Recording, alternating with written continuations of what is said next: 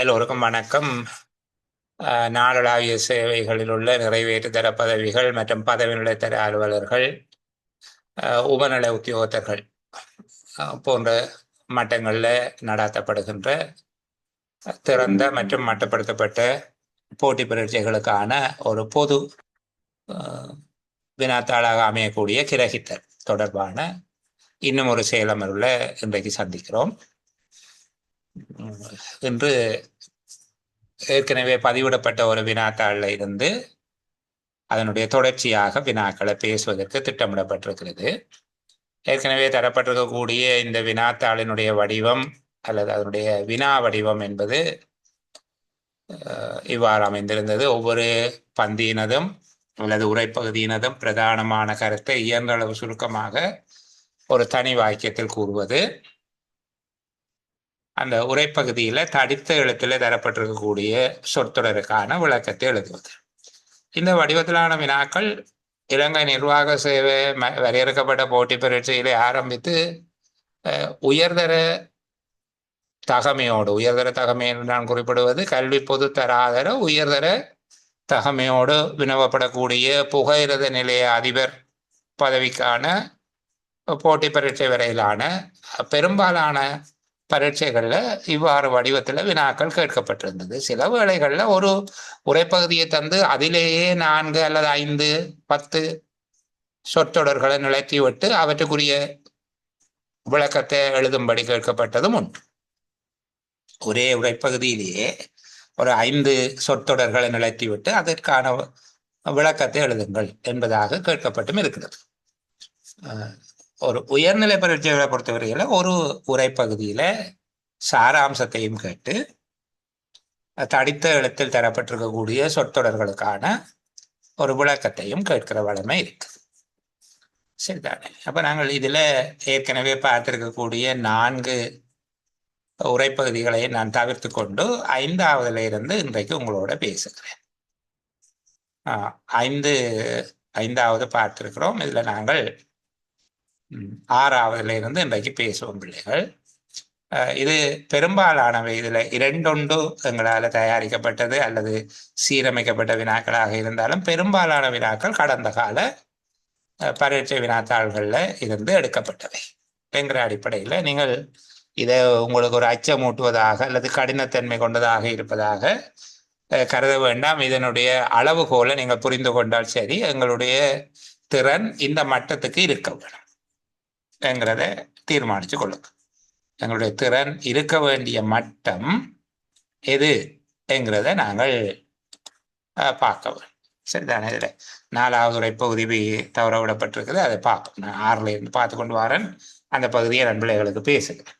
சரி, இப்போ 6வது உரைப்பகுதியை நாங்கள் வாசிப்போம். திட்டமும் சிறிது காலத்தின் பின்னர் தனது பொருத்தப்பாட்டை இழந்துவிடும். அது குறிப்பிடத்தக்க அளவில் ஒன்றில் திருத்தி அமைக்கப்படல் வேண்டும் அல்லது அது எடுத்தெறியப்படவும் நேரிடலாம். திட்டமிடுதலிலும் அதன் அமுலாக்கத்திலும் ஈடுபடும் அனைவரும் ஒரு திட்டம் வரையறுத்த கால எல்லையையே கொண்டது எனும் தெளிவான எண்ணப்பாங்குடன் பணியாற்ற வேண்டும். எனவே ஒரு திட்டம் அமுலாக்கப்படும் பொழுது அதனுடன் இணைந்து நடைபெற்று வரும் நெறிப்படுத்தல், இடைவெளி திருத்தங்கள் என்பவற்றுக்கும் மேலதிகமாக திட்டத்தின் குறைபாடுகள் பற்றிய பகுப்பாய்வு, திட்ட அமலாக்கத்தினதும் பிற காரணங்களினதும் விளைவாக ஏற்படும் மாற்றங்கள் பற்றிய கற்கை, வருங்கால தேவைகளுக்கு கூடிய பொருத்தமானதாக அமையும் மாற்று விறகுகள் பற்றிய ஆய்வு என்பன மேற்கொள்ளப்படுதல் வேண்டும். இப்பணிகள் தீவிரமாக தொடரப்படுதல் வேண்டும். அவர் திரும்ப ஒரு தடவை இந்த பகுதியை உங்களோட பேசுகிறேன். எத்திட்டமும் சிறிது காலத்தின் பின்னர் தனது பொருத்தப்பாட்டை இழந்துவிடும். அது குறிப்பிடத்தக்க அளவில் ஒன்றில் திருத்தி அமைக்கப்படல் வேண்டும் அல்லது அது எடுத்தெறியப்படவும் நேரிடலாம். திட்டமிடுதலிலும் அதன் அமுலாக்கத்திலும் ஈடுபடும் அனைவரும் ஒரு திட்டம் வரையறுத்த கால எல்லையையே கொண்டது எனும் தெளிவான எண்ணப்பாங்குடன் பணியாற்ற வேண்டும். எனவே ஒரு திட்டம் அமுலாக்கப்படும் பொழுது அதனுடன் இணைந்து நடைபெற்று வரும் நெறிப்படுத்தல், இடைவெளி திருத்தங்கள் என்பவற்றுக்கும் மேலதிகமாக திட்டத்தின் குறைபாடுகள் பற்றிய பகுப்பாய்வு, திட்ட அமுலாக்கத்தினதும் பிற காரணங்களினதும் விளைவாக ஏற்படும் மாற்றங்கள் பற்றிய கற்கை, வருங்கால தேவைகளுக்கு கூடிய பொருத்தமானதாக அமையும் மாற்று விறகுகள் பற்றிய ஆய்வு என்பன மேற்கொள்ளப்படுதல் வேண்டும். இப்பணிகள் தீவிரமாக தொடரப்படுதல் வேண்டும். சரி, இதுல இந்த சாராம்சத்தை அல்லது தடைத்த இடத்தில் தரப்பட்டுள்ள சொற்றொடருக்கான விளக்கத்தை பார்ப்பதற்கு முன்பாக சில சொற்களை பற்றி நாங்கள் பேச வேண்டி இருக்குது. விறகுகள் என்றால் என்ன? யார் எனக்கு அதுக்குரிய விளக்கம் சொல்றீங்க? விறகுகள் என்று சொல்லி ஒரு வார்த்தை சொல்லப்பட்டிருக்குது. விறகுகள் என்றா என்ன?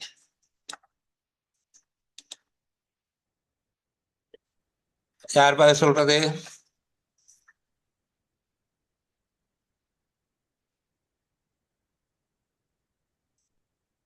சரி, ஒருத்தரும் பேச இல்லை. அப்படியா? சொல்லுங்க சுபா, சொல்லுங்க. மாற்று விறகுகள் மாற்று வழிகள் அப்படி எடுக்கலாமா சார்? ஓகே, ஓரளவுக்கு பொருந்துற மாதிரி இருக்கு. என்ன வேற யார் சொல்ல போறது? முகமட். முகமட். சார், மாற்று தீர்வுகள்னு சொல்லலாமா சார்? தீர்வுகள். ஓகே. ஹம்சா? கொள்கைகள். கொள்கைகள். கிரேட், அதான் சரியான சொல்லலாம். விறகுகள் என்பது கொள்கை, சரிதானே? அப்போ ஞாபகம் வச்சுக் கொள்ளுங்க, விறகுகள் என்கிற வார்த்தைக்கு சரியான நான் நேற்றம் பிள்ளைகளுக்கு சில விடயம் சொல்லி தந்தேன்னா, இந்த இருபுடை பல்புடை என்று சொல்லி இருக்க அந்த புடை என்பது பக்கம், சரிதானே? இருபுடை என்பது இரு பக்கம், பல்புடை என்பது பல் பக்கம். அப்ப இருபக்க வியாபாரம், பல்பக்க வியாபாரத்தை அவர்கள் இருபுடை வர்த்தகம், பல்புடை வர்த்தகம் என்று சொல்வார்கள். அதுபோல விறகுகள் என்பது கொள்கை. இன்னும் 2 வார்த்தைகள் ஏற்கனவே என்னிடம் ஹஃப்ராத் கேட்டிருந்தார், அதை நான் பொதுவாக சொல்லுகிறேன். பணிக்குழு ஆட்சி. பணிக்குழு ஆட்சி என்றுதான் எழுதுவார்கள், வாவன்னா, சரிதானே? பணிக்குழு ஆட்சி இது ஒரு மேனேஜ்மெண்ட் வேர்ட், பியூரோக்ரசி என்று சொல்றது ஆங்கிலத்தில். இதனுடைய அர்த்தம் என்னென்னா, இப்போது எங்களுடைய அலுவலகங்கள் நடைபெறுகின்ற முறைமே ஒரு பணிக்குழு ஆட்சி. அதாவது ஒவ்வொருவருக்கும் உரிய அதிகாரங்கள், பொறுப்புகள், அதிகார மட்டங்கள், யார் யாருக்கு கட்டளை பிறப்பிக்கலாம் என்கிற கட்டளை பாய்ச்சப்படும் விதம் என்பவை தொடர்பாக ஒரு ஒழுங்கு விதிகள் அடிப்படையிலான ஏற்பாடு இருந்தால் அது பணிக்குழு ஆட்சி. உதாரணத்துக்கு ஒரு அரசாங்க உத்தியோகத்திற்கு வருடத்தில் 21 நாட்கள் அமைய விடுமுறை கொடுக்கலாம் என்பது பணிக்குழு ஆட்சியினுடைய ஒரு ஏற்பாடு. இது ஆளுக்கள் மாறுபடாது, சரிதானே? இங்க திறமைகளின் அடிப்படையில் அல்லது அனுபவத்தின் அடிப்படையில தான் அவர்களுக்கு வேலைகள், பதவி உயர்வு போன்றவை எல்லாம் கிடைக்கும். இதுதான் பணிக்குழு ஆட்சி.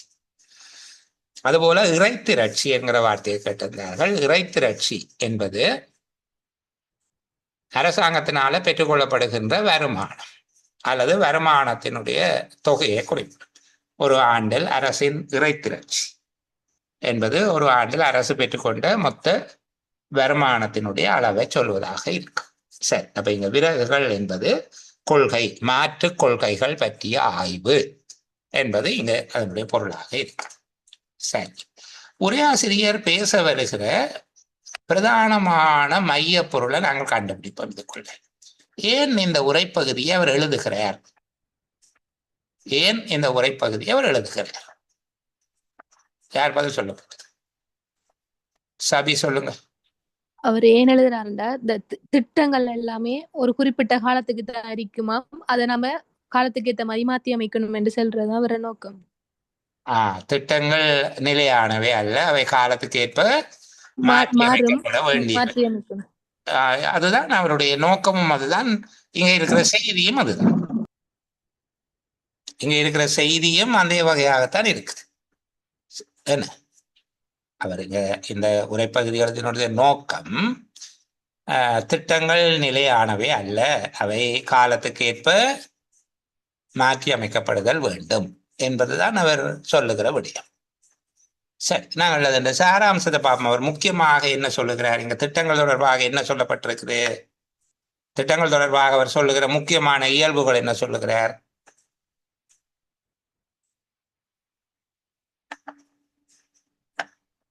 திட்டத்தினுடைய அல்லது திட்டங்களினுடைய இயல்பு தொடர்பாக ஹம்சா சொல்லுங்க, என்ன சொல்றாங்க? ஒரு கால எல்லையை கொண்டிருக்கும் செயற்திட்டம். செயற்திட்டம் ஒரு கால எல்லையை கொண்டதாக இருக்கும். சரி, வரையறுத்த கால எல்லையை கொண்டிருக்கும். வேற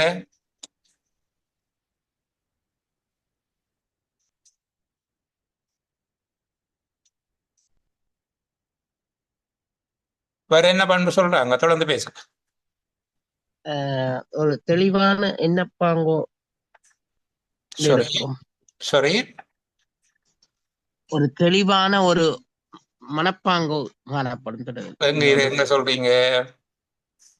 சரி, அது பணியாற்ற வேண்டும் என்று இருக்கு. மற்ற திட்டம்ல வந்து ஒரு நெறிப்படுத்தக்கூடிய ஒன்றா இருக்கணும். சொல்லுங்க. மற்ற திட்டம் வந்து ஒரு பகுப்பாய்வு செய்யக்கூடியதாகவும் இருக்க வேண்டும்.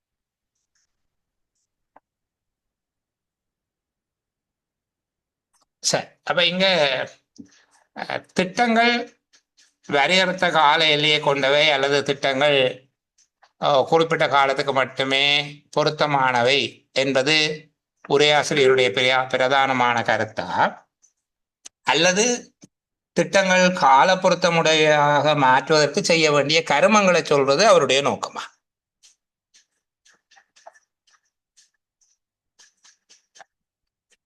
திட்டங்களினுடைய கால மாற்றத்துக்கு ஏற்ப திட்டங்கள் மாற்றமடைந்து விடும் என்பது அவருடைய நோக்கமா இருக்கா, அல்லது திட்டங்கள் நீண்ட காலத்துக்கு நிலைத்திருப்பதற்கு செய்ய வேண்டிய கருமங்களை சொல்றாங்களா? யூட் பேசுங்க பாப்பா. திட்டங்கள் வந்து நிலைத்து நிற்கக்கூடியதா இருக்கணும், சஸ்டைனபிளா இருக்கணும்ன்றதான் வேற நோக்கம். அதுக்கு நிலைத்து நிற்பதற்கு என்ன செய்ய வேணும் என்று அவர் சொல்றார்?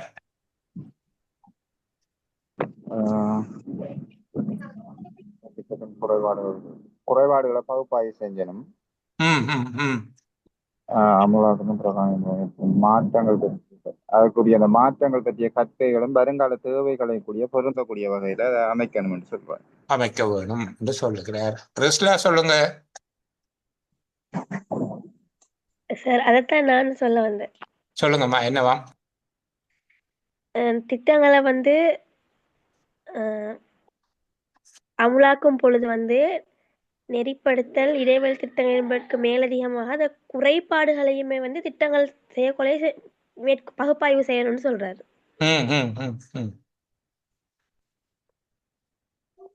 அதே மாதிரி ஒரு திட்டத்தை அமுலாக்குனதுக்கு பிறகு அந்த பிற காரணிகள் விளைவாக ஏற்படக்கூடிய மாற்றங்களையும் வந்து முன்கூட்டியே வந்து கட்கையா எடுத்துக்கொள்ளணும்னு சொல்றாரு. சரி, இப்ப என்னுடைய கேள்வி, உரையாசிரியர் இந்த உரைப்பகுதியில சொல்ல வருகிற பிரதானமான செய்தி, திட்டங்கள் ஒரு குறித்த காலத்தின் பின் காலாவதி ஆகிவிடும் என்பதா, அல்லது அந்த காலாவதியாவதை தடுப்பதற்கு மேற்கொள்ள வேண்டிய நடவடிக்கைகளா? நீங்க செகண்ட் சொன்னது சார். அவர் சொல்றாரு திட்டங்கள் வந்து குறிப்பிட்ட காலத்துல பொருத்தப்பாட்டை இழந்திடும், அதுக்கு செய்ய வேண்டிய விஷயங்களை தான் அவர் இதுல சொல்றாரு. அப்போ திட்டங்கள் காலத்துக்கு ஏற்ப மாற்றி அமைக்கப்பட வேண்டும் என்பது உரையாசிரியருடைய கருத்து என்று நாங்கள் எடுத்துக்கொள்ளலாமா? அப்ப இங்க திட்டங்கள் பகுதியோடு அது என்ன சொல்லுகிறது, வலுவற்று போய்விடும் என்பது உரையாசிரியருடைய கருத்து அல்ல. திட்டங்கள் கால மாற்றத்துக்கு ஏற்ப சில கருமங்களின் ஊடாக அவை மாற்றி அமைக்கப்பட வேண்டும். அதாவது காலத்துக்கு ஏற்ப திட்டங்களை மாற்றி அமைப்பதற்கு சில கருமங்கள் செய்யப்பட வேண்டும் என்பதுதான் அவருடைய பிரதானமான கருத்தா இருக்கு. இப்ப இங்க திட்டங்களினுடைய நீடித்திருப்பதற்கான அச்சுறுத்தல் பற்றி அல்லது நீடித்திருப்பதற்கு மேற்கொள்ள வேண்டிய நடவடிக்கைகளை கூறுவதுதான் உரையாசிரியருடைய நோக்கம். இப்ப நாங்கள் முதல் கண்டுபிடிச்ச நோக்கத்திலிருந்து இந்த உரைப்பகுதி கொஞ்சம் மாறுபடுது. புரிந்து கொள்றீங்களா? முதல்ல நாங்கள் சொன்னாங்கள் உரையாசிரியர் சொல்ல வாரது திட்டங்கள் குறித்த காலத்தில் காலாவதியாகிவிடும் என்பதுதான் அவர் சொல்ல வருகிற செய்தி என்று சொல்லி. இங்க உண்மையில அது அல்ல.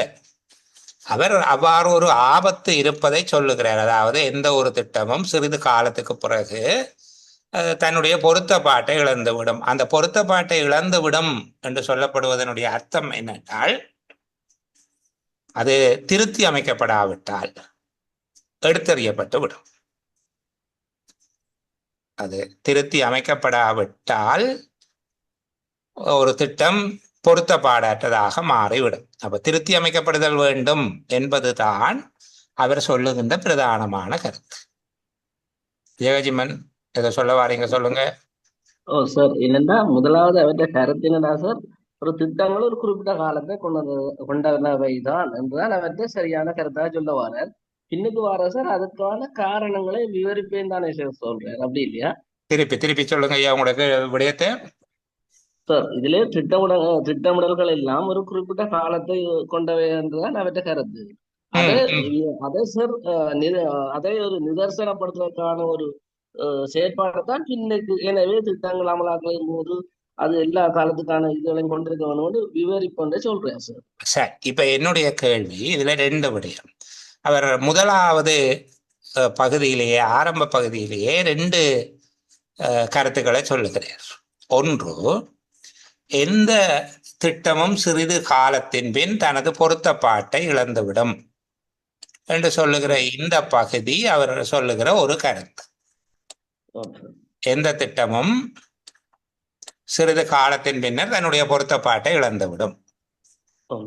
2வது, அது குறிப்பிடத்தக்க அளவில் ஒன்றில் திருத்தி அமைக்கப்படல் வேண்டும் அல்லது அது எடுத்தறியப்படவும் நேரிடலாம். இது அவர் சொல்லுகிற 2வது கருத்து.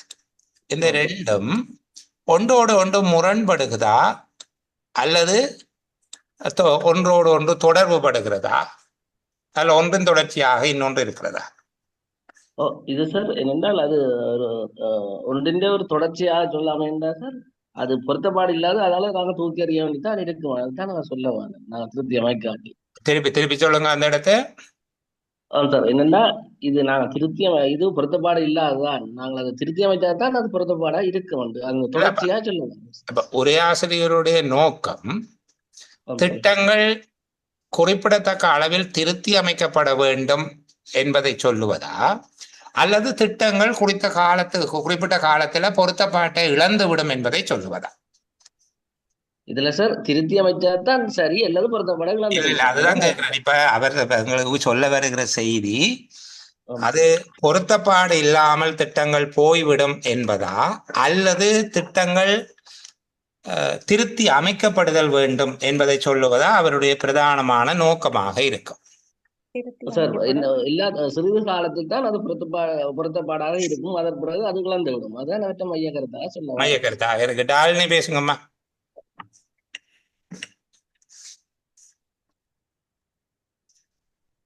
டாலினி சொல்லுங்க. சார், திட்டங்கள் குறிப்பிட்ட காலத்துல அதுல தன்மைய இழந்துரும். ஆனா நாங்க அப்படி விடாம காலத்துக்கு ஏற்ற மாதிரி பொருத்தப்பாடான திட்டங்களை ஏற்கனவே நம்ம செய்திருவோம்ன்றதான் அவர் சொல்ல வாரு. இதுல நான் சொல்றது 2 விடயம் சொல்லப்பட்டிருக்குதல்லோ, அதுல இவர் எங்கள்கிட்ட இந்த உரைப்பகுதியை எழுதிய நோக்கம் என்ன, எங்கள்கிட்ட சொல்ல வந்த செய்தி என்ன? சொல்ல வந்த செய்தி சார், திட்டங்களை தீட்டும் போதே காலத்துக்கு ஏற்ற மாதிரி அந்த கொள்கைகளோட நாங்க செய்திருவோம்ன்றதான் அவர் சொல்ல வர. நீங்க சொன்ன 2வது விடயம் தான் இங்க முக்கியமானது. என்னென்றால், அந்த முக்கியமான விடயத்தை நாங்கள் எங்க பாக்குறோம்?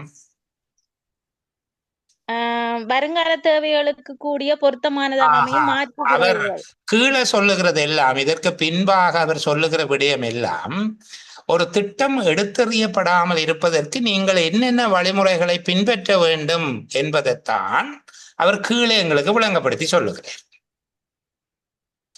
முதலாவது, அவர் காணப்படக்கூடிய ஆபத்தை அடையாளப்படுத்துகிறார். அதாவது ஒரு திட்டம் அல்ல எந்த ஒரு திட்டமும் சிறிது காலத்தில் தன்னுடைய பொருத்தப்பாட்டை இழந்துவிடும். நீங்கள் உரிய திருத்தங்களை செய்ய இல்லை என்றால் அதை எடுத்து எறிஞ்சு போடுவாங்கள் என்று சொல்லுவதன் மூலமாக திட்டம் குறித்த காலத்தில் செயலிழந்து விடும் என்கிற ஆபத்தை சொல்லுவது அவருடைய நோக்கம் அல்ல. சரிதானே? அப்படி ஒரு ஆபத்தை வெற்றி கொள்வதற்கான உபாயத்தை காட்டுவதுதான் அவருடைய பிரதானமான நோக்கமா இருக்கு. இதுதான் இதுல இருக்கிற வித்தியாசம். இந்த உரைப்பகுதியில திட்டங்கள் செயலிழந்து விடும் என்றால் அவை எவ்வாறு செயலிழக்கும் என்பதை தொடர்ந்து அவர் பேசிக்கொண்டு போயிருப்பார். ஆனா அவர் சொல்றார், திட்டங்கள் செயலிழக்கும் ஆபத்து கொண்டவை, காலம் கடந்த திட்டங்களாக மாறிவிடக்கூடியது என்கிறது அவர் காட்டுகிற ஒரு ஒரு அபாய அறிவிப்பு. சரிதானே? இருக்கக்கூடிய ஒரு அபாயத்தை எங்களுக்கு காட்டுகிறார். எந்த ஒரு திட்டமும் ஒரு கொஞ்ச காலத்துல தன்னுடைய பொருத்தப்பாட்டை இழந்துவிடும். நீங்கள் சரியா அதை திருத்த இல்லையோ தூக்கி எறிஞ்சு போடுவாங்கள் என்று சொல்லி போட்டு அதுக்கு பிறகு அவர் ஒரு விடயத்தை சொல்றார், நீங்க நினைக்க வேணும் இப்படியே தொடர்ந்து கொண்டு போகலாம் என்று நினைக்க கூடாது. ஒரு திட்டத்தை இம்ப்ளிமெண்ட் பண்ற ஆக்கள் அதுல வேலை செய்யல ஒரு விஷயத்தை நினைச்சு கொள்ளுங்கோ,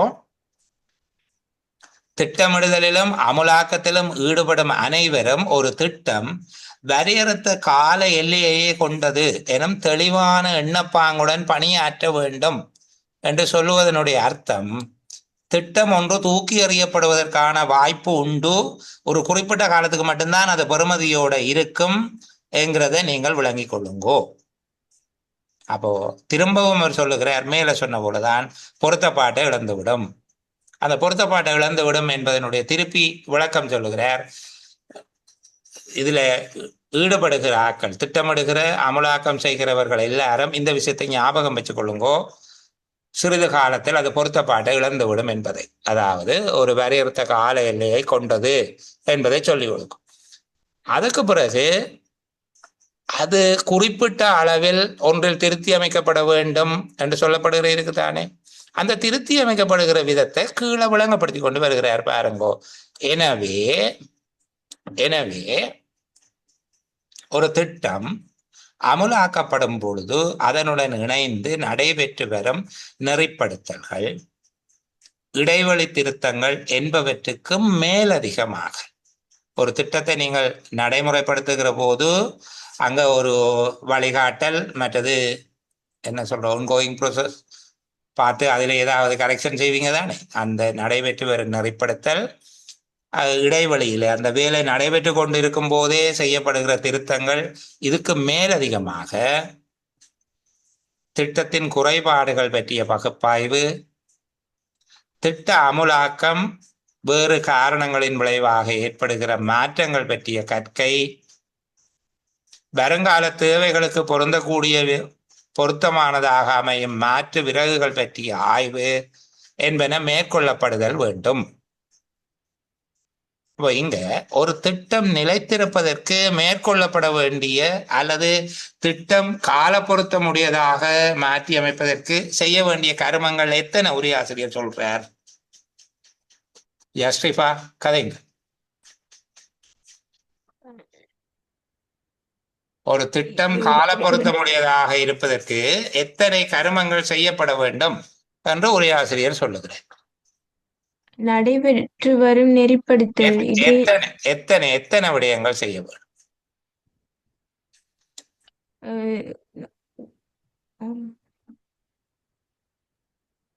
4 காரணிகள், 4 விடயங்கள் செய்ய வேண்டும். சரி, ஒரு திட்டம் அமுலாக்கப்படும் பொழுது அது சீராக அமைவதற்காக அல்லது பொருத்தப்பாடாக இருப்பதற்காக மேற்கொள்ளப்படுகிற நடவடிக்கைகள் எவை?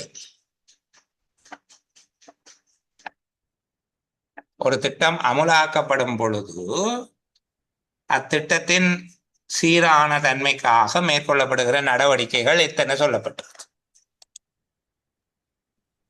சீராக்குறதுக்கு குறைபாடுகள் பற்றிய பகுப்பாயும் திட்டத்துக்கான அமுலாக்கத்தினை சரிப்பா, சபி சொல்லுங்கப்பா. 5 சார். ஒரு திட்டம் அமுலாக்கப்படும் பொழுது மேற்கொள்ளப்படுகின்ற விடயங்கள் என்னென்ன சொல்றாங்க? ஒன்று, அந்த திட்டத்தை நெறிமுறைப்படுத்தணுமா. அடுத்தது இடைவெளி தாக்கல்களுக்கு இடைவெளி திருத்தங்கள், இடைவெளி திருத்தங்கள். அடுத்தது பகுப்பாய்வு செய்யணும் அந்த குறைபாடுகள் பற்றி, அடுத்தது அடுத்தது அதை பத்தி ஒரு கற்கை உண்டு 4, 5வது அந்த கொள்கைகள் பற்றி ஒரு ஆய்வு ஒன்றை செய்யணும்ங்காரு. அப்படி இதை செய்வதன் மூலமாக என்ன விளைவு வரும்? அந்த திட்டமானது அந்த வரையறுக்கப்பட்ட கால எல்லைக்குள்ள நிறைவடையாம இருக்குமேங்காரு. அதோட முடிஞ்சு போகாம இருக்கும் என்று சொல்றேன். அப்ப இங்க சொல்லப்படுகிறது முக்கியமான விடயங்களை நாங்கள் சமரி பண்ணி எனக்கு யார் சொல்ல போறீங்க?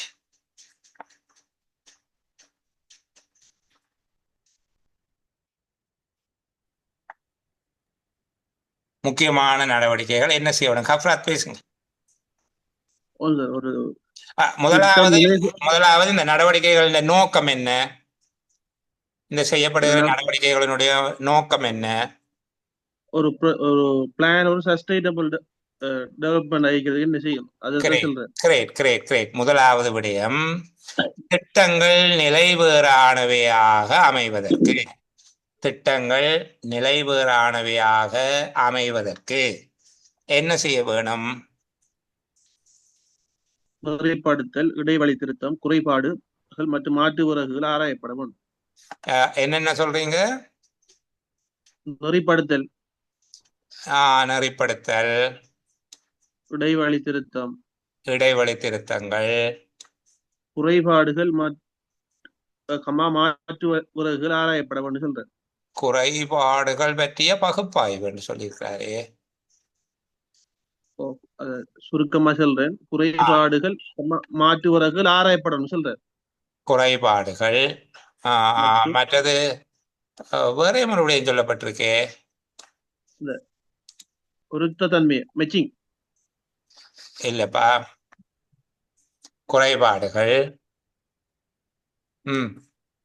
குறைபாடுகள், பகுப்பாய்வு, திட்டம், ஏற்படும் மாற்றங்கள், கற்கை, வருங்கால மெச்சிங், ஏற்படும் மாற்றங்கள் பற்றிய கற்கை என்று சொல்லப்பட்டிருக்கு. அதாவது அது இங்க பகுப்பாய்வு, இங்க கற்கை என்று சொல்லப்படுகிறதால நாங்கள் சுருக்கமா குறைபாடுகள் பற்றிய பகுப்பாய்வு என்ற குறைபாடுகள் ஆராயப்பட வேணும், ஏற்படும் மாற்றங்களும் ஆராயப்பட வேணும். அதே போல மாற்று விறகுகள், மாற்று கொள்கைகள், வருங்கால தேவைகளும் அதையும் போடணும். எங்கேப்பா?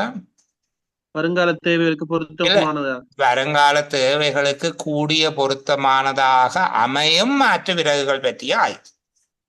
அதாவது எதிர்காலத்துக்கு பொருத்தமானதாக அமையக்கூடிய மாற்று கொள்கைகள், அந்த மாற்று கொள்கைகள் பற்றிய ஒரு விவரித்தல் தான் அது.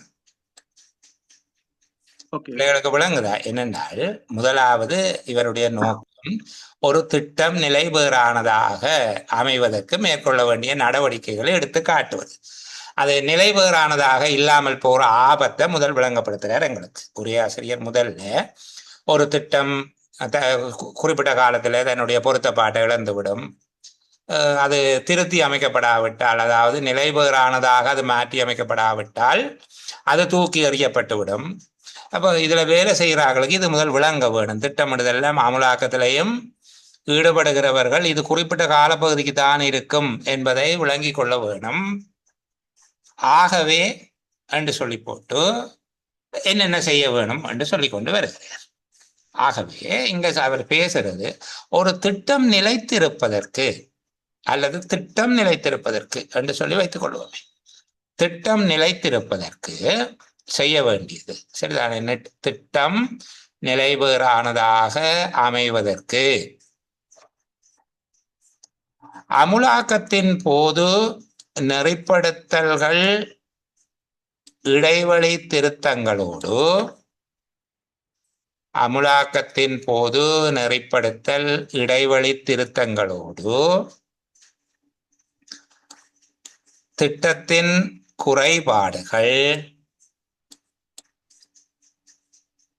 மாற்றங்கள்,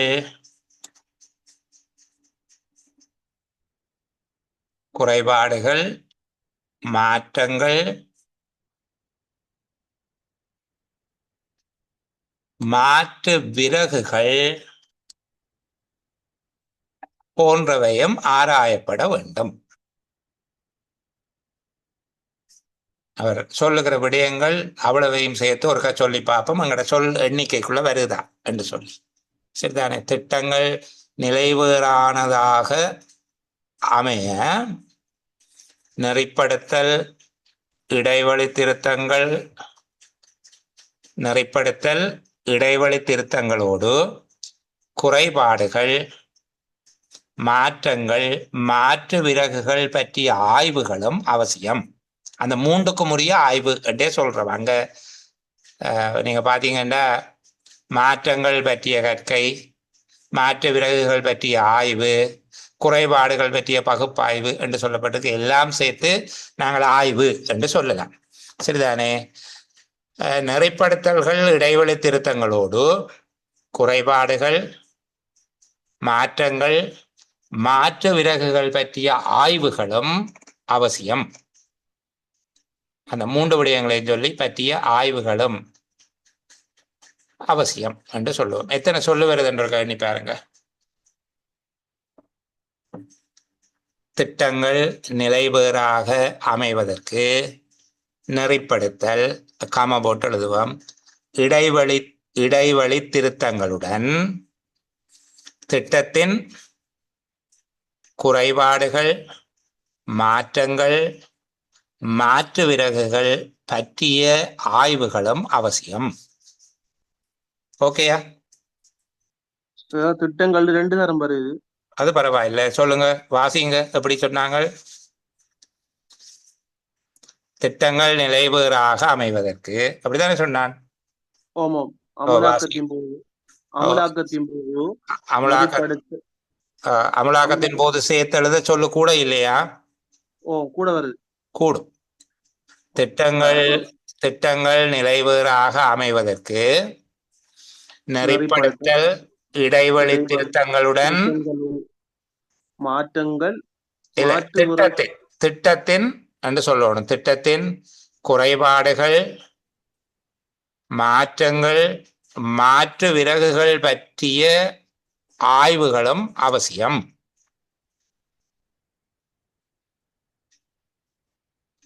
சொல்லு, கணக்கா வருதா ஹஃப்ராத்? திரும்ப சொல்லுகிறேன். திட்டங்கள் நிலைவேறாக அமைவதற்கு நெறிப்படுத்தல் இடைவெளி திருத்தங்களுடன் திட்டத்தின் குறைபாடுகள், மாற்றங்கள், இன்னும் ஒரு கம போட்டு மாற்று விறகுகள் பற்றிய ஆய்வுகளும் அவசியம்.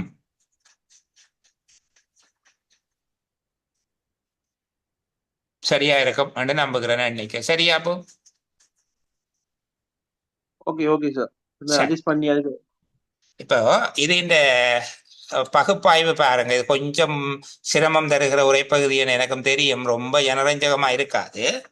ஆனால் இந்த கடினமான பயிற்சி பல இடங்கள்ல உதவும். ஆரம்பத்தில் இந்த உரைப்பகுதியை பார்க்கிற போது திட்டங்கள் வலுவிழந்து விடும் என்கிற ஆபத்தை பேசுவதுதான் உரையாசிரியருடைய நோக்கம் என்பதாக நாங்கள் புரிந்து கொண்டோம். திட்டங்கள் காலத்தினால் வலுவிழக்கத்தக்கவை என்கிற ஆபத்தை காட்டுவது அல்லது அந்த விடயத்தை சுட்டி காட்டுவதுதான் அவருடைய நோக்கம் என்பது போல ஒரு தோற்றத்தை இந்த உரைப்பகுதி கொடுக்கும். ஆனால் திட்டங்கள் நீடித்திருப்பதற்கான வழிகாட்டுதலை செய்வதுதான் உரையாசிரியருடைய நோக்கம் என்பதாக இப்ப புரிந்து கொள்ளக்கூடியதாக இருக்கு. இந்த ரெண்டுக்கும் உள்ள வித்தியாசம் இதுதான். சரியா? நாங்கள் முதல் வாசிக்கிற போது இந்த உரைப்பகுதியை எங்களுக்கு திட்டங்கள் குறித்த காலத்தில் செயலிழந்து விடும் ஆபத்து கொண்டவை என்பதை பேசுவது உரையாசிரியருடைய நோக்கம் போல இருந்தது. ஆனால் உண்மையிலே அவருடைய நோக்கம் அது அல்ல.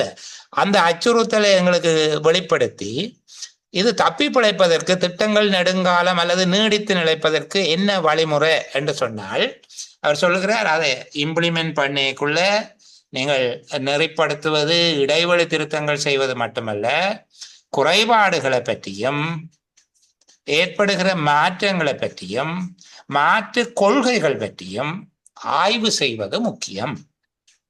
சரிதானே? ஆய்வுகள் தொடரப்படுவது முக்கியம் என்று சொல்வார். ஆய்வுகள் தொடரப்படுவது அவசியம். நெறிப்படுத்தல் இடைவெளி திருத்தங்களுடன் குறைபாடுகள், மாற்றங்கள், மாற்று கொள்கைகள் பற்றிய ஆய்வுகள் தொடரப்படுவது அவசியம் என்பதுதான் அவர் பேசுகிற செய்தி. இப்ப புரிஞ்சுதா பிள்ளைகளுக்கு?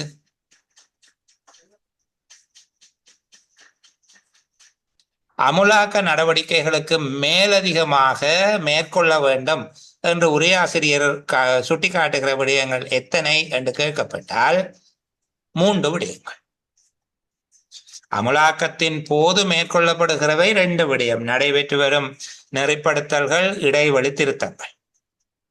அதற்கு மேலதிகமாக ஒரு திட்டம் தொடர்பாக அதன் குறைபாட்டை பற்றிய பகுப்பாய்வு, ஒரு திட்டத்தின் குறைபாடு பற்றிய பகுப்பாய்வு, திட்டத்தை அமுலாக்குவதன் காரணமாக ஏற்படுகிற மாற்றம் பற்றிய பகுப்பாய்வு, எதிர்காலத்துக்கு பொருந்தக்கூடிய வகையிலான மாற்று கொள்கைகள் பற்றிய பகுப்பாய்வு என்கிற 3 வகையான பகுப்பாய்வு வேறு வேறு வார்த்தைகளால் சொல்லப்பட்டாலும் உண்மையில இங்கே கற்கை, ஆய்வு, பகுப்பாய்வு என்கிறதெல்லாம் ஒரே விடயம், ஸ்டடி தான்.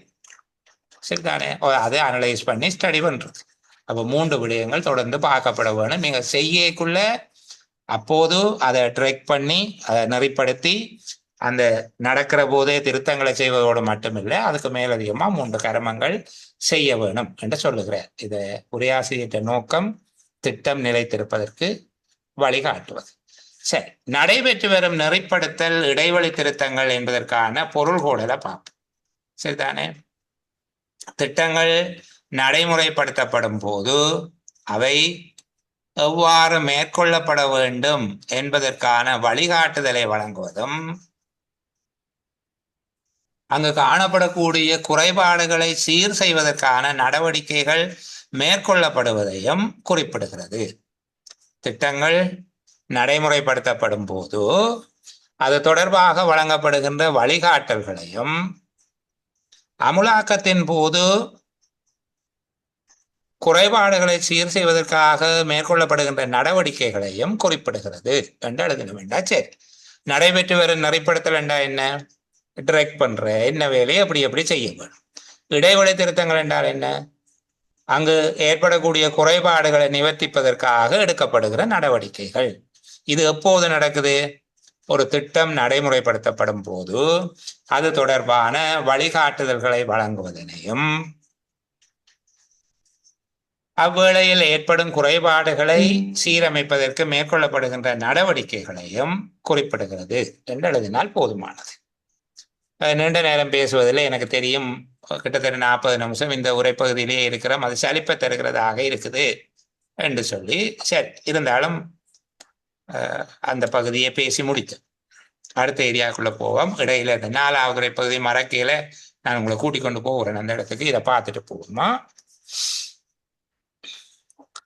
COVID-19 உலகளாவிய நோய் தொற்று எவ்வித முக்கிய பொருளாதார துறையினையும் விட்டு வைக்காத வேளையில் வர்த்தக மற்றும் சுற்றுலாத்துறையுடன் தொடர்புடைய நடவடிக்கைகளை கொண்ட முக்கிய வெளிநாட்டு செலாவணி வருவாய் ஈட்டும் துறைகள் உலகளாவிய நோய் தொற்றினால் கடுமையாக பாதிக்கப்பட்டுள்ளன என்பதை குறிப்பிட வேண்டும்.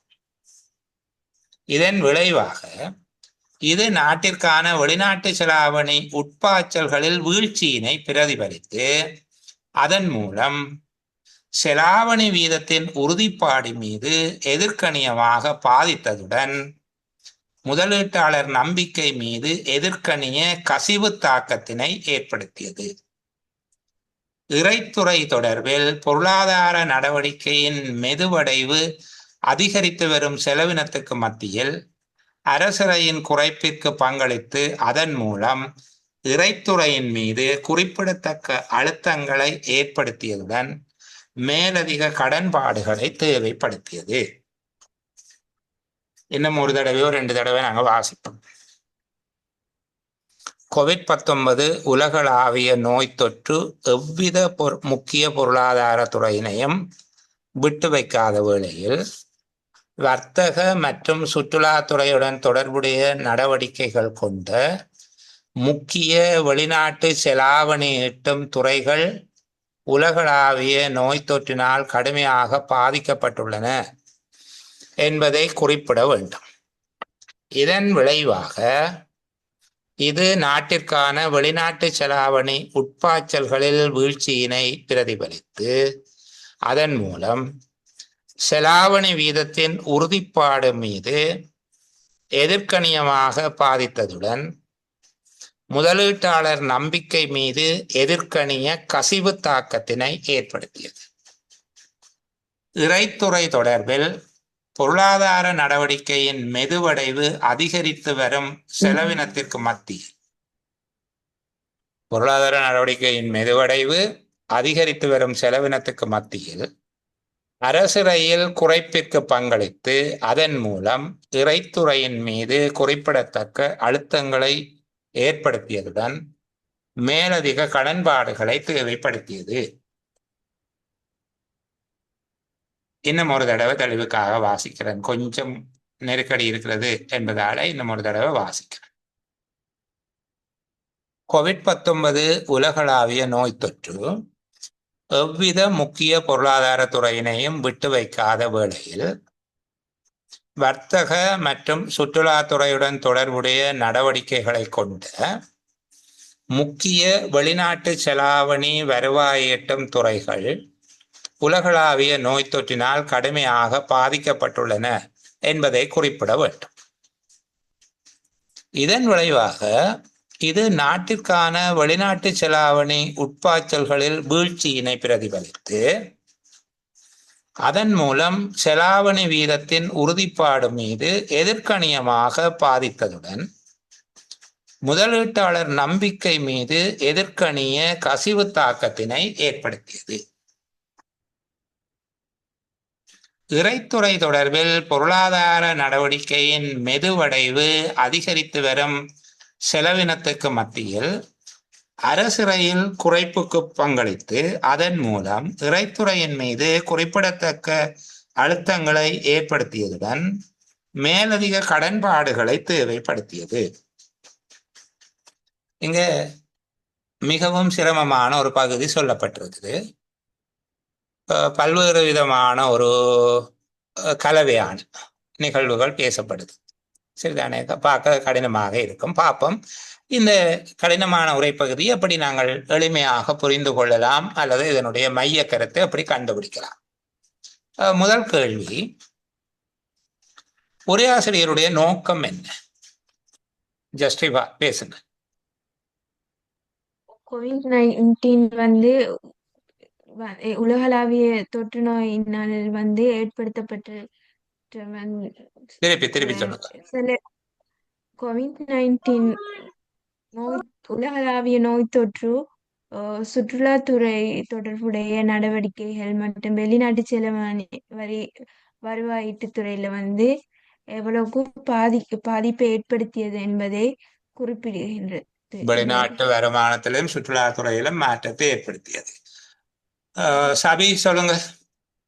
சார், இது என்னன்னா இந்த கோவிட் நோய் தொற்று இந்த வெளிநாட்டு செலவாணியில ஒரு தாக்கத்தை ஏற்படுத்துறதால நாட்டின் இறைத்துறையின் மீது ஒரு அழுத்தம் ஒன்று ஏற்படுகிறதுங்கிறத சொல்றாரு. வெளிநாட்டு செலாவணியின் மீது தாக்கத்தை ஏற்படுத்தி நாட்டினுடைய நான் கேட்கறதம்மா இதை சொல்லுங்களா, இவருடைய நோக்கம் என்னன்னு சொல்லுங்க. நோக்கம் இந்த COVID-19 நோய் தொற்றால நாட்டினுடைய செலவாணி குறைஞ்சிருக்கு, அதால குறைஞ்சிருக்கு செலாவணி சொல்லி இருக்கு என்று சொல்லப்பட்டிருக்குது. பரவாயில்ல, ரெஸ்லா பேசுங்க. COVID-19 உலகளாவிய நோய் தொற்றினால் இறைத்துறையின் மீது ஏற்பட்ட அழுத்தங்கள். இறைத்துறை மீது ஏற்பட்ட அழுத்தங்கள் சொல்ற. சசிராகினி பேசுங்க. COVID-19 உலகளாவிய நோய் தொற்று வர்த்தக ஒவ்வொரு துறைகளிலும் என்ன மாதிரியான தாக்கத்தை ஏற்படுத்தி இருக்குங்கிறத விவரிக்கிறது தான் அவருடைய நோக்கமா இருக்கு. சரி, இங்கு எத்தனை பிரதான துறைகளின் மீது COVID-19 நோய் தொற்று ஏற்படுத்திய தாக்கத்தை உரையாசிரியர் பேசுகிறார். COVID-19 நோய் தொற்று எத்தனை துறைகளின் மீது ஏற்படுத்திய தாக்கத்தை உரையாசிரியர் பேசுகிறார். முக்கியமாக பிரதான துறை 2 இருக்கு சார். 2 துறைகள் பிரதானமாக சொல்லுங்க. பிரதானமாக வெளிநாட்டு செலாவணி வருவாய் ஈட்டும் துறைகளும் இறைத்துறையும் தான் மெயினா சொல்லியிருக்கிறார்.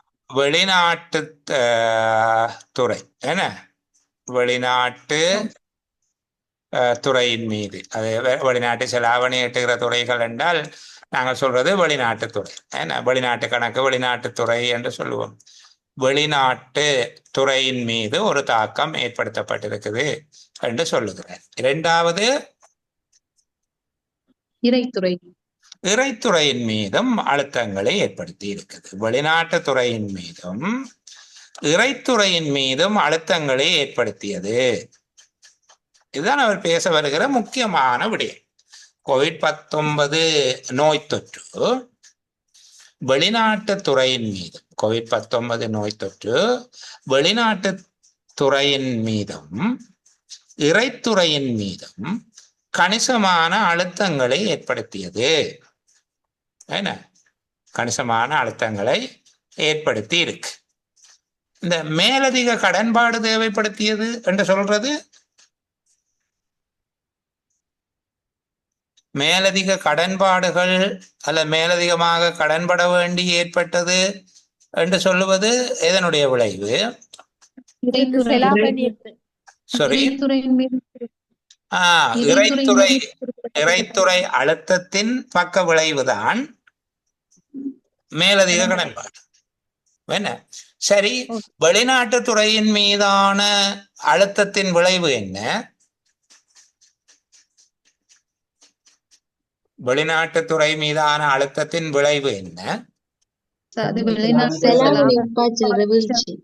சாரி,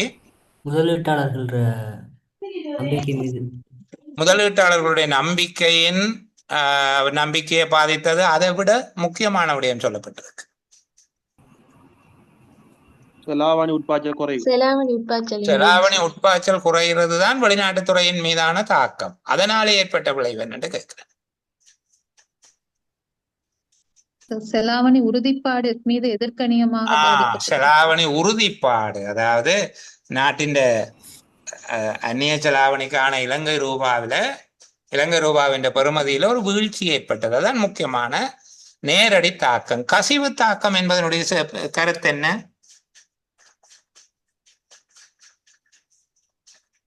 கசிவு தாக்கம் என்றால் என்ன?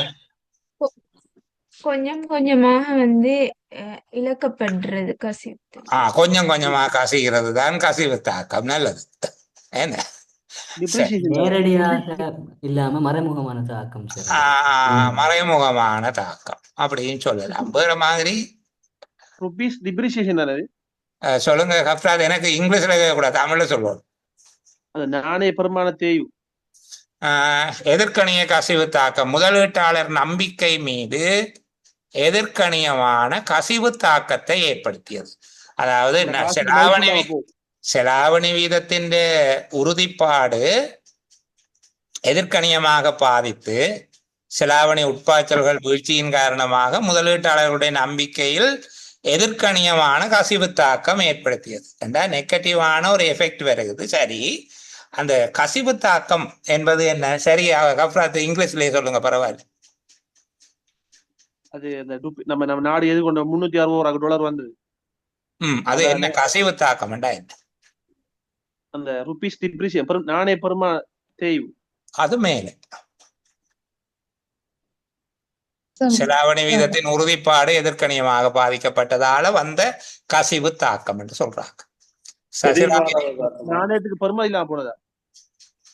பாப்போம் யார் சொல்ல போறது. மயோன் சரி, கசிவு தாக்கம் என்பது பக்க விளைவு. அப்படி விளங்கி கொடுக்க எதிர்கணிய கசிவு தாக்கம், அதாவது பக்க விளைவு, சைட் எஃபெக்ட் என்று சொல்லுவீங்க, அதுதான் கசிவு தாக்கம் என்பதாக புரிந்து கொள்ள வேண்டும். சரி, இப்ப பாருங்க பிள்ளைகள், இங்க இந்த பந்தி மிக கடினமானது அல்ல. நான் சும்மா உங்களை குழப்பறதுக்காக சொன்னது, இது கடினமானது அல்ல. சரிதானே? முதலாவது அவருடைய முன்னுரையை பாருங்க. COVID-19 உலகளாவிய நோய் தொற்று எவ்வித பொருளாதார துறையினையும் விட்டு வைக்காத வேளையில் என்றால் அவர் முதல் சுருக்கமா சொல்றார், COVID-19 எல்லா பொருளாதார துறையையும் தாக்கி இருக்குது. அப்படி தாக்கின நேரத்துல, விட்டு வைக்காத வேளையில் அப்படி தாக்கின நேரத்துல வர்த்தக மற்றும் சுற்றுலாத்துறையுடன் தொடர்புடைய நடவடிக்கைகளை கொண்ட முக்கிய வெளிநாட்டு செலாவணி வருவாய் ஈட்டும் துறைகள் உலகளாவிய நோய் தொற்றினால் கடுமையாக பாதிக்கப்பட்டுள்ளன. அப்ப இங்க அவர் சொல்றது முதலாவது COVID-19 நோய் தொற்றினால் வெளிநாட்டு செலாவணி ஈட்டும் துறைகள் கடுமையாக பாதிக்கப்பட்டன. சரிதானே? இந்த நோய் தொற்றை நான் வேணுமெண்டா இதுல இருந்து அழிச்சு போட்டு மேல கொண்டே போடுறேன். COVID-19 நோய் தொற்று வெளிநாட்டு செலாவணி ஈட்டும் துறைகளை கடுமையாக பாதிச்சிருக்கு. சரிதானே? அதாவது வெளிநாட்டு வருமானத்தை பெறும் துறைகள் பாதிக்கப்பட்டிருக்கு. அதை நாங்கள் வெளிநாட்டு வருமானத்தை பெறுகின்ற துறைகள், அதுக்கு உதாரணமாக அவர் சொல்லியிருக்கார் வர்த்தகம், சுற்றுலாத்துறை, அவற்றோடு தொடர்புடைய நடவடிக்கைகள் போன்றவற்றை உள்ளடக்கிய வெளிநாட்டு வருமானம் ஈட்டும் துறைகள் கடுமையாக பாதிக்கப்பட்டிருக்குது. இதனால இது நாட்டிற்கான வெளிநாட்டு செலாவணி உட்பாய்ச்சல்களின் வீழ்ச்சியினை பிரதிபலித்தது. வெளிநாட்டு செலாவணி ஈட்டும் துறைகள் கடுமையாக பாதிக்கப்பட்டது என்பதன் சரியான விளக்கம், அது என்ன கடுமையாக பாதிக்கப்பட்டது என்றால் அவர் சொல்ற வெளிநாட்டு செலாவணி உட்பாய்ச்சல்கள் வீழ்ச்சி அடைந்தது. இதன் மூலம் செலாவணி வீதத்தின் உறுதிப்பாடு எதிர்கணியமாக பாதித்தது. நீங்க சொன்ன போல டாலருக்கான இலங்கை ரூபாவின் எண்ணிக்கை அதிகரிக்குது. அப்ப இலங்கை ரூபாவின் பெறுமதி குறையுது. முதலீட்டாளர் நம்பிக்கை மீது எதிர்கணியமான கசிவு தாக்கம் ஏற்பட்டது. இப்ப இங்க இவ்வளவு பகுதியையும் நாங்கள் இந்த இடத்துல இருந்து இந்த இடம் வரைக்கும் நாட்டுக்கான வெளிநாட்டு செலாவணி உட்பாய்ச்சல்கள் வீழ்ச்சி அடைவது, வெளிநாட்டு நாணயத்துக்கான தளம்பல், முதலீட்டாளர்களுடைய நம்பிக்கை பாதிக்கப்படுவது, இது எல்லாவற்றையும் சேர்த்து கொண்டு நாங்கள் சொல்லலாம் வெளிநாட்டுத்துறை. சரிதானே? வெளிநாட்டுத்துறை கடுமையாக பாதிப்படைந்திருக்குது. COVID-19 நோய் தொற்று காரணமாக வெளிநாட்டுத்துறை கடுமையாக பாதிப்படைந்திருக்கு. வெளிநாட்டுத்துறையில கணிசமான பாதிப்பு அல்ல கடுமையான பாதிப்பு கொண்டு இருந்திருக்குது என்று சொல்றோம்.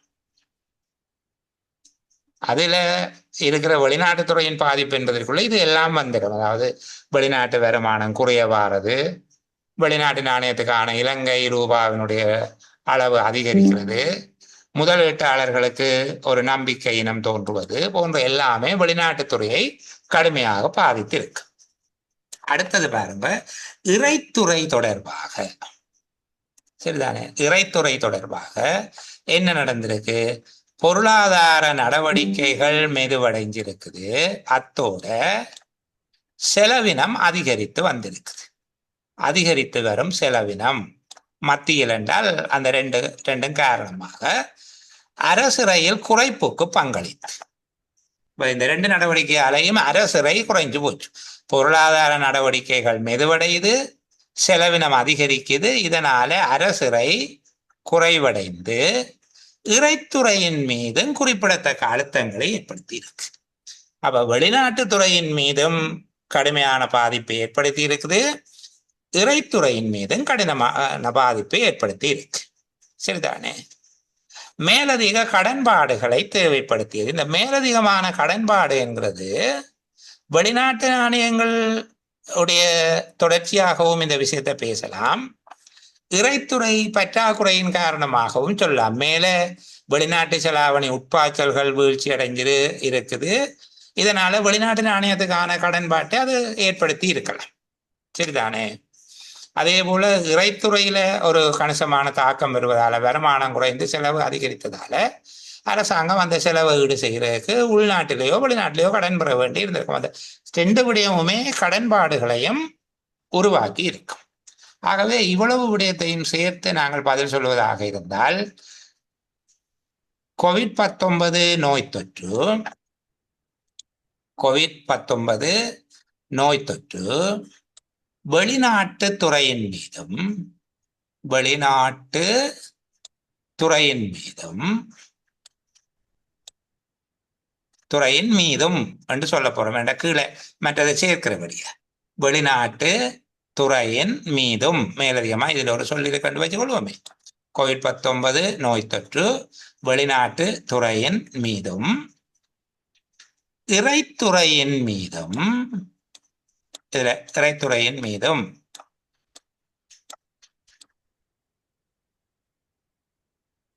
எண்ணிக்கொண்டு வாங்க. COVID-19 நோய் தொற்று வெளிநாட்டு துறையின் மீதும் இறைத்துறையின் மீதும்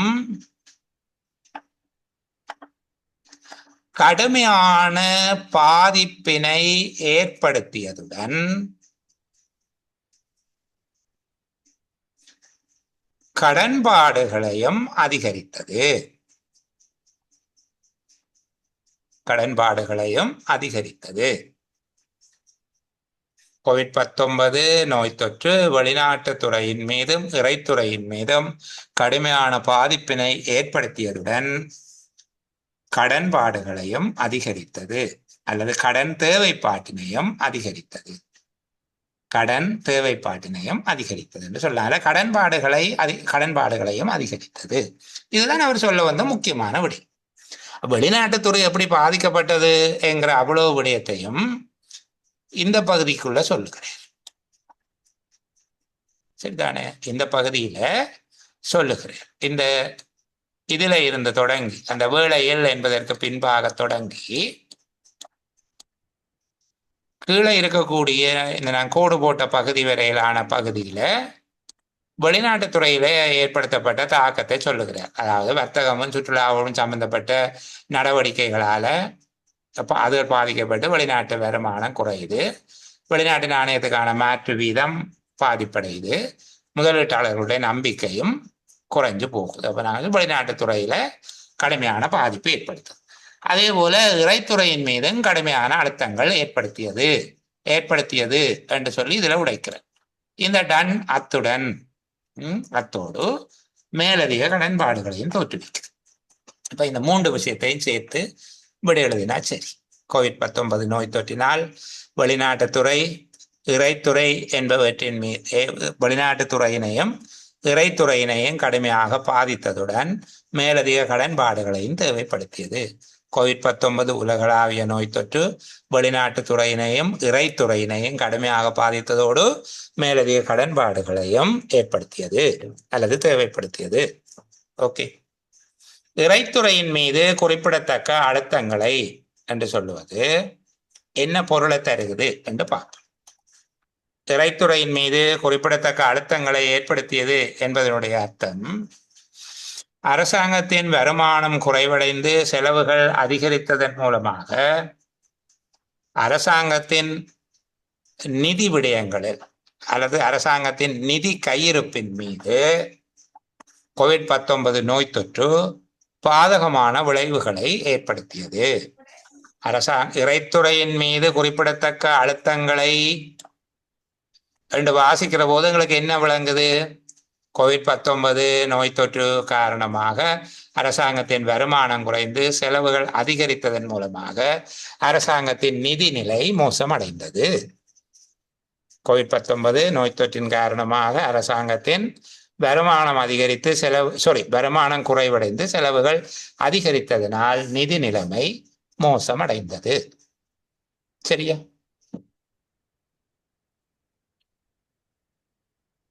சரி, பிள்ளைகளுக்கு ஒரு சின்ன குறை ஒன்று இருக்கு. இந்த 4வது பகுதி பார்க்கல என்று சொல்லி கொண்டிருக்கிறாங்க.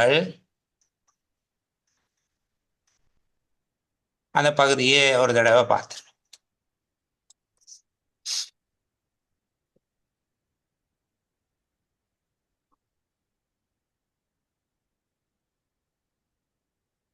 பொருளாதாரத்தின் முக்கிய துறைகளின் பரந்துபட்ட மீட்சியினை பதிவு செய்து உண்மை பொருளாதாரம் 2021 முதலரை பகுதியில் 8% ஆண்டுக்கு ஆண்டு வளர்ச்சி அடைந்தது.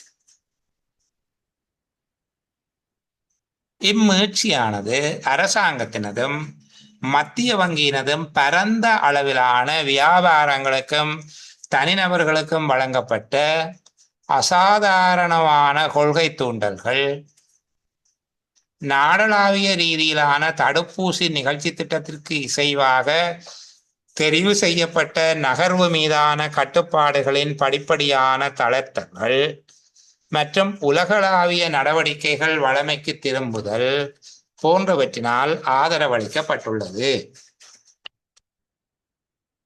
திருப்பி இந்த பகுதியை வாசிக்கிறேன். பொருளாதாரத்தின் முக்கிய துறைகளின் பரந்துபட்ட மீட்சியினை பதிவு செய்து உண்மை பொருளாதாரம் 2021 முதல் அரை பகுதியில் 8% ஆண்டுக்கு ஆண்டு வளர்ச்சி அடைந்தது. இம்மீட்சியானது அரசாங்கத்தினதும் மத்திய வங்கியினதும் பரந்த அளவிலான வியாபாரங்களினதும் வியாபாரங்களுக்கும் தனிநபர்களுக்கும் வழங்கப்பட்ட அசாதாரணமான கொள்கை தூண்டல்கள், நாடளாவிய ரீதியிலான தடுப்பூசி நிகழ்ச்சி திட்டத்திற்கு இசைவாக தெரிவு செய்யப்பட்ட நகர்வு மீதான கட்டுப்பாடுகளின் படிப்படியான தளர்த்தல் மற்றும் உலகளாவிய நடவடிக்கைகள் வழமைக்கு திரும்புதல் போன்றவற்றினால் ஆதரவளிக்கப்பட்டுள்ளது. இன்னும் ஒரு தடவை வாசிக்கிறேனே. பொருளாதாரத்தின் முக்கிய துறைகளின் பரந்துபட்ட மீட்சியினை பதிவு செய்து உண்மை பொருளாதாரம் 2021 முதலரை பகுதியில் 8% ஆண்டுக்கு ஆண்டு வளர்ச்சி அடைந்தது. இம்மீட்சியானது அரசாங்கத்தினதும் மத்திய வங்கியினதும் பரந்த அளவிலான வியாபாரங்களுக்கும் தனிநபர்களுக்கும் வழங்கப்பட்ட அசாதாரணமான கொள்கை தூண்டல்கள், நாடளாவிய ரீதியிலான தடுப்பூசி நிகழ்ச்சி திட்டத்திற்கு இசைவாக தெரிவு செய்யப்பட்ட நகர்வு மீதான கட்டுப்பாடுகளின் படிப்படியான தளர்த்தல் மற்றும் உலகளாவிய நடவடிக்கைகள் வழமைக்கு திரும்புதல் போன்றவற்றினால் ஆதரவளிக்கப்பட்டுள்ளது. சரி பிள்ளைகள், சொல்லுங்க, இந்த உரைப்பகுதிக்கு என்ன நோக்கம்? இதை பார்த்துட்டு சின்ன பிரேக் எடுப்போம்.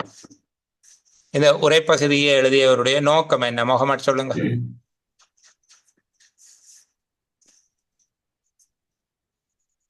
முகமது போயிட்டார். யாரு?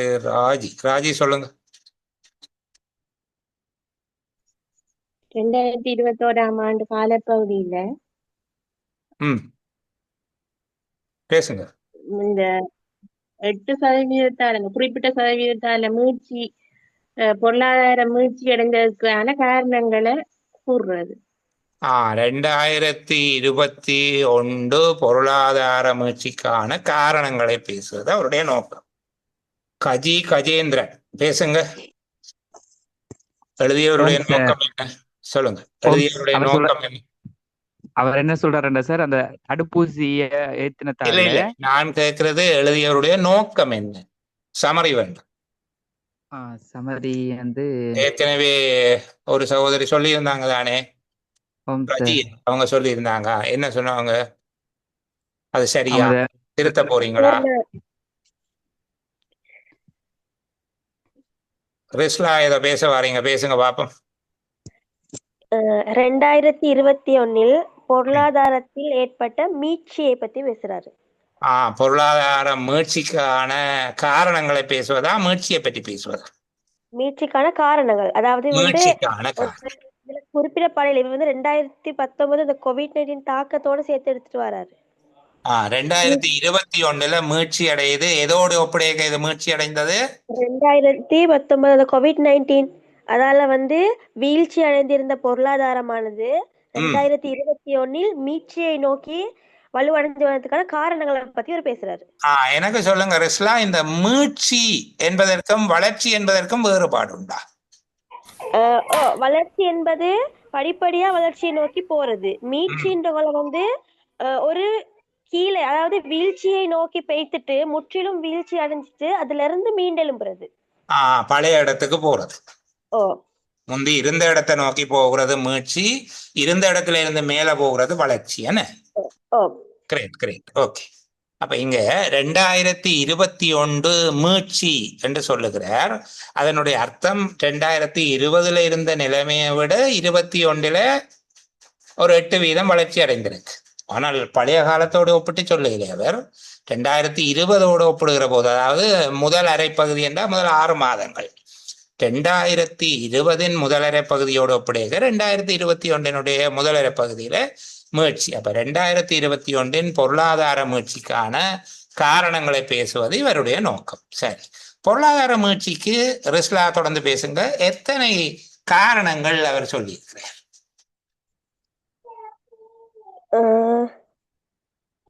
பொருளாதார 2 காரணம் என்னன்னு சொல்லுங்க. ஒன்று, அசாதாரணமான கொள்கைகளை தூண்டல். அது என்ன கொள்கை தூண்டல்கள்? அசாதாரணமான கொள்கை தூண்டல் என்ன என்னென்று விளங்கப்படுத்துங்களே. இந்த தடித்த எழுத்துல இருக்கக்கூடிய சொற்றொடர் தானே அது. அதற்கு நாங்கள் கதைச்சிட்டு போவோமே.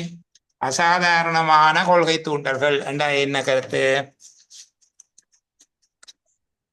யாருக்கு இந்த கொள்கை தூண்டல் நடந்திருக்குது? பொதுமக்கள், வியாபாரங்களுக்கும் தனிநபர்களுக்கும் வழங்கப்பட்ட அசாதாரணமான கொள்கை தூண்டல்கள். அது என்னது?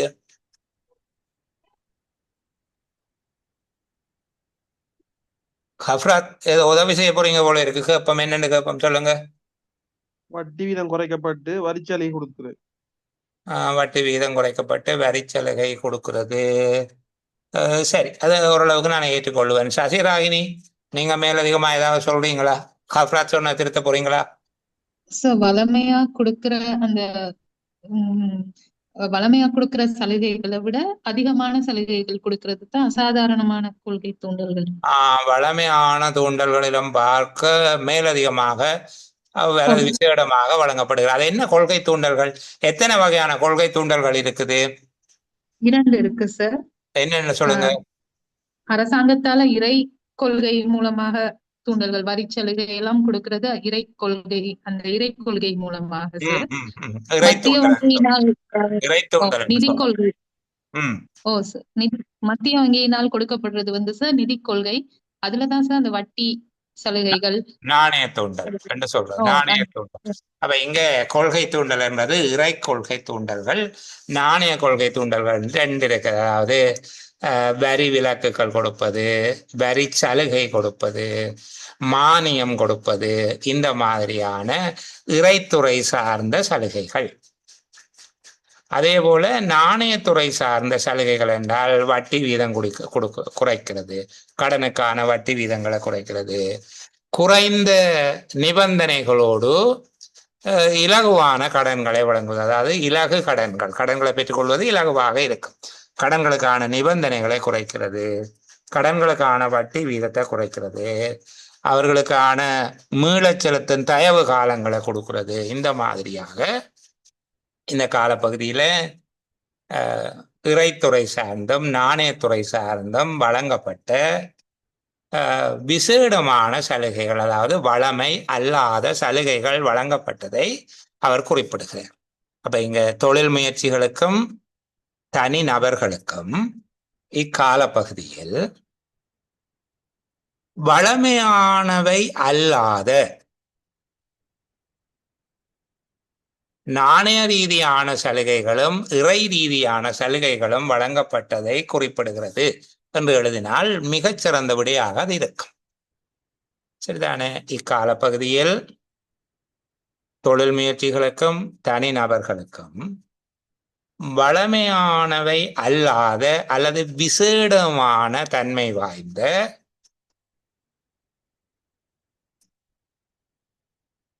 பண ரீதியான அல்லது நாணய ரீதியான சலுகைகளும் இறைத்துறை சார்ந்த சலுகைகளும் அல்லது வரி மானியம் சார்ந்த சலுகைகளும் வழங்கப்பட்டதனை குறிப்பிடுகிறது.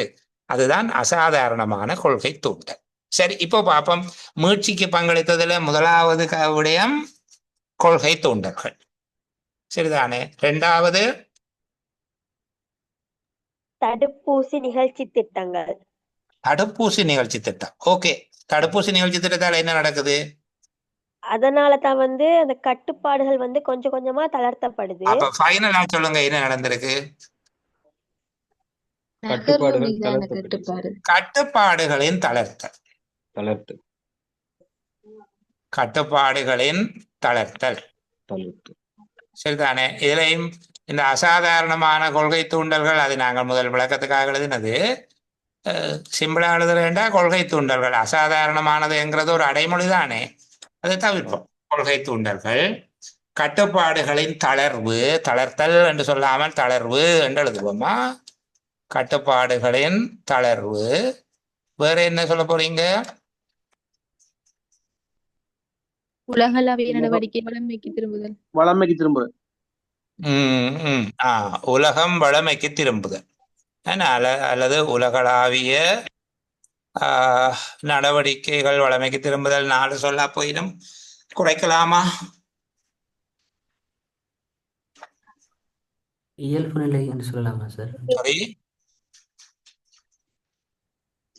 இயல்பு நிலை என்ற வசனத்தை பார்க்கலாம். அதன் வளமைக்கு திரும்புதல் என்பது இயல்பு நிலைக்கு திரும்பி கொண்டுதான் இருக்கிறாங்க. இப்ப இயல்பு நிலை வளமை 2 ஒரே வார்த்தை தான், சரிதானே?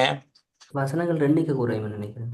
சொற்களினுடைய எண்ணிக்கையை குறைக்க வேணும். இப்ப நாங்கள் கொள்கை தூண்டல்கள், கட்டுப்பாடுகளின் தளர்வு, அடுத்தது உலகளாவிய மீட்சி என்று சொல்லுவோமா? வளமையை நோக்கி திரும்புவது. நாங்கள் ஏற்கனவே ஒரு நல்ல வார்த்தையை பற்றி படிச்ச நாங்களோ. வளமையை நோக்கி திரும்புவதற்கு என்ன பெயர் சொன்ன நாங்கள்? மீட்சி. என்ன? உலகளாவிய மீட்சி. நாங்கள் பார்த்தோம், கீழே போயிட்டு பழைய நிலைமையை நோக்கி வருவதற்கு பெயர் மீட்சி என்று சொல்லி முதல் கற்றுக்கொண்டு நாங்கள். உலகளாவிய மீட்சி என்பவற்றினால் என்ன நடக்குது? பொருளாதார மீட்சி அடையும். 2021 உண்மை பொருளாதாரம், நாங்கள் இதுல உண்மை பொருளாதாரம் என்கிறது சொல்லாவிட்டாலும் பரவாயில்லை, பொருளாதாரம்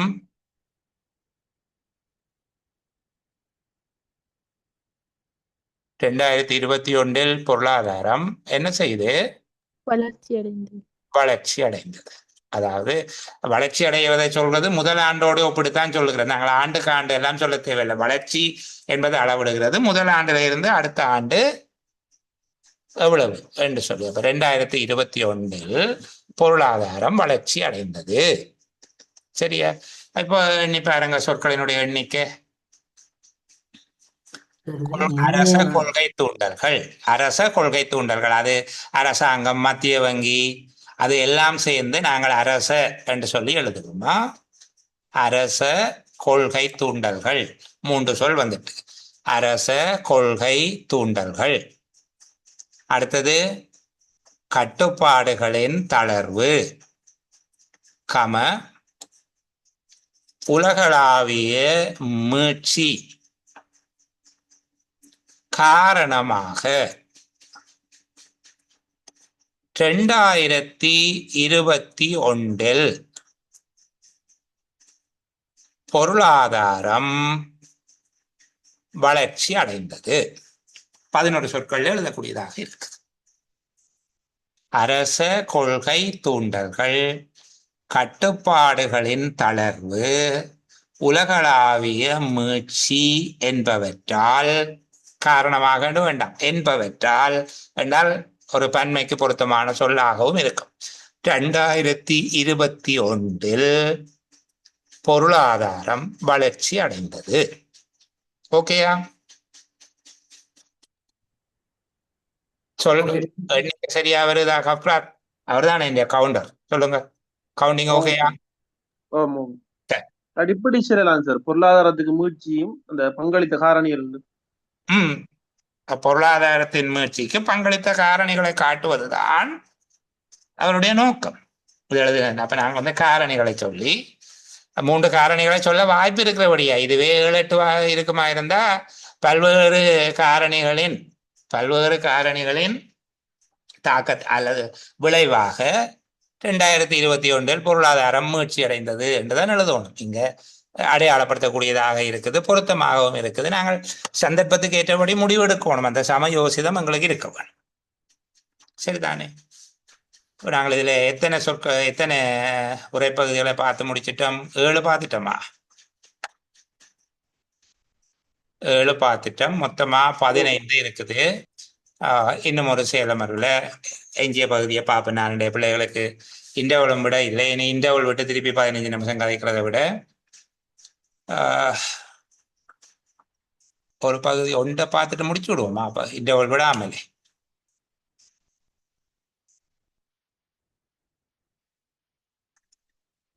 சார் சொல்லுங்க சார் அடுத்த கிளாஸ்ல உங்க உரைப்பகுதி தந்து ஆம் இல்லை நிச்சயிக்க முடியாதுன்ற மாதிரி அப்படி ஒரு வினாத்தாள் உங்களுக்காக தயார் நிலையில வைத்திருக்கிறேன்.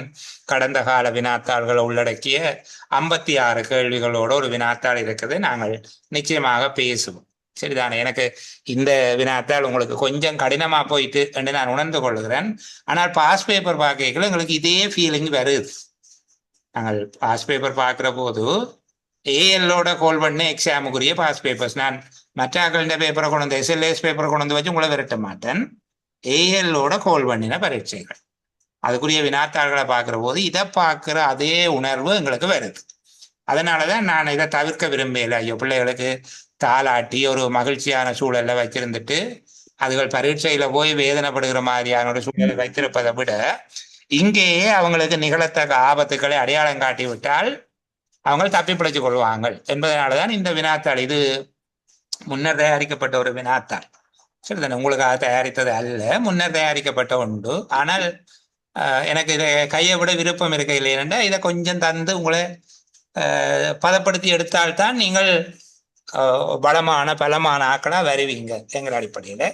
இந்த வினாத்தாள் பார்க்கலாம். இது முடிய அடுத்த வினா அது போல ஆம் இல்லை என்கிற வகையிலான வடிவமும், அதுக்கு பிறகு ஆம் இல்லை நிச்சயிக்க முடியாதுங்கிற வடிவமும் பார்ப்போம். உங்களுடைய பரீட்சைக்கு முன்பாக அந்த விடயங்கள் நிச்சயமாக பார்க்கப்படும்.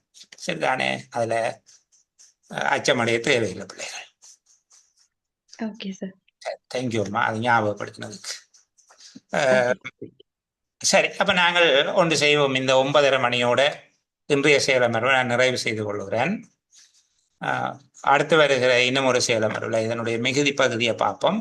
இது தவிர உங்களுக்கு இருக்கக்கூடிய ஒவ்வொரு பிரத்யேகமான குழுக்கள் இருக்குது. உதாரணத்துக்கு கிராம அலுவலர், முகாமைத்துவ சேவை உத்தியோகத்தர்கள் போன்ற பார்வையாளர் அந்தஸ்தில் இங்கே இணைந்திருக்கக்கூடியவர்களுக்கு உங்களுக்கு பிரத்யேகமாக இருக்கக்கூடிய செயலமர்வுகள் அது தனியாக நடைபெறும். இது உங்களை கொஞ்சம் மேம்படுத்துவதற்காக அல்லது உங்களுக்கு ஒரு விதமான பதட்டத்தை, நிறைய படிக்க வேண்டி இருக்கு என்கிற ஒரு மெல்லிய பயத்தை உண்டாக்குவதற்காக நீங்கள் இங்கு இணைக்கப்பட்டீர்கள். இது தவிர உங்களுக்கு நடைபெறுகிற பிரத்யேகமான செயலமர்வுகள் தனியாக நடைபெறும். இந்த செயலமர்வுகளை நீங்கள் தொடர்ந்து இணைந்து கொள்ளுங்க. உங்களுக்கான வளமையான செயலமர்வுகளையும் இணைந்து கொள்ளுங்கள். சரிதானே? நாங்கள் இந்த அளவோடு இன்றைய செயலமர்வை நிறைவு செய்து கொள்வோம். இதனுடைய தொடர்ச்சியை அடுத்து வருகின்ற நாளை மறுதினம் புதன்கிழமை செயலமர்வில் நாங்கள் தொடர்ச்சியாக பேசலாம். பிள்ளைகள் இதற்குரிய விடைகளை எழுதி கொண்டு செயலமர்வில் பங்கேற்றுக் கொள்ளுங்க. மீள சந்திக்கிற வரைக்கும் எல்லோருக்கும் நல்ல பொழுதுகள் அமைய வேணும் என்கிற பிரார்த்தனையோடு bye bye, good night. Thank you sir. Thank you sir. Okay, thank you.